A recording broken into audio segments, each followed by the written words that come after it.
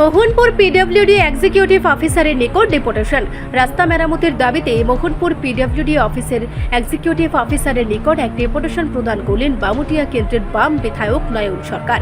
মোহনপুর ডিভিশনের অন্তর্ভুক্ত বামুটিয়া কেন্দ্রের বেশ কিছু রাস্তা সংস্কারের অভাবে ধুঁকছে, নিত্য চলাচলের অযোগ্য অবস্থায় পরিণত হয়েছে রাস্তাগুলো। এর আগেও এই রাস্তাগুলো সংস্কারের দাবি নিয়ে সরব হয়েছিলেন বিধায়ক নয়ন সরকার, কিন্তু কোনো এক অদৃশ্য কারণবশত বামুটিয়া কেন্দ্রের অন্তর্ভুক্ত এই প্রধান চলাচলের মাধ্যম রাস্তাগুলো সংস্কার নিয়ে কোনো ধরনের পদক্ষেপ নেওয়া হচ্ছে না। ফলে স্বভাবতই সাধারণ মানুষ অসুবিধার সম্মুখীন হচ্ছেন। অতঃপর বিধানসভার সদস্য বিধায়ক নয়ন সরকার এদিন চিঠি দিয়ে উক্ত রাস্তাগুলো দ্রুত সংস্কার করার আবেদন জানিয়েছেন। দেখার বিষয় রাজ্য সরকার ও পিডব্লিউডি বিভাগ উক্ত রাস্তাগুলো সংস্কারের ক্ষেত্রে কোনো ভূমিকা পালন করে কিনা।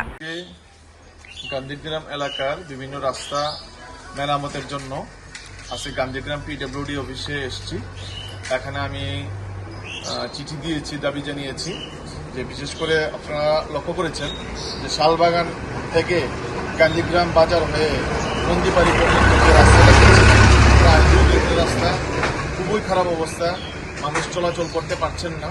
আমি দেখি মাঝে মাঝে দপ্তর থেকে কিছু মেরামত করা হয়, কিন্তু এটা দিয়ে হবে না। আমি আজকেও দেখেছি, লক্ষ্য করেছি যে কিছু কাজ হচ্ছে শালবাগানের সাইডে, কিন্তু এভাবে না, একদম কংক্রিটলি ভালোভাবে যাতে মেনটেনেন্স করা হয়, যাতে সবসময় যাতে সুন্দর মসৃণ রাস্তা থাকে।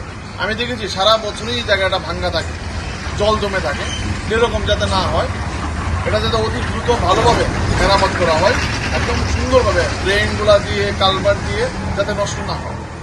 এবং আরেকটা রাস্তা গান্ধীগ্রাম হাসপাতাল থেকে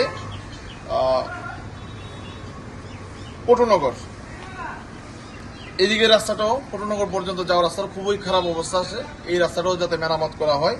তারপর আরেকটা রাস্তা হচ্ছে গান্ধীগ্রাম নন্দীবাড়ি থেকে দুগাঙ্গি যাওয়ার রাস্তা, ওইখানে একটা সান্ধনীর একটা আপনার আশ্রম আছে, ওই রাস্তাটা যাওয়ার রাস্তাটা খুব খারাপ, ওইটাও যাতে মেরামত করা হয়।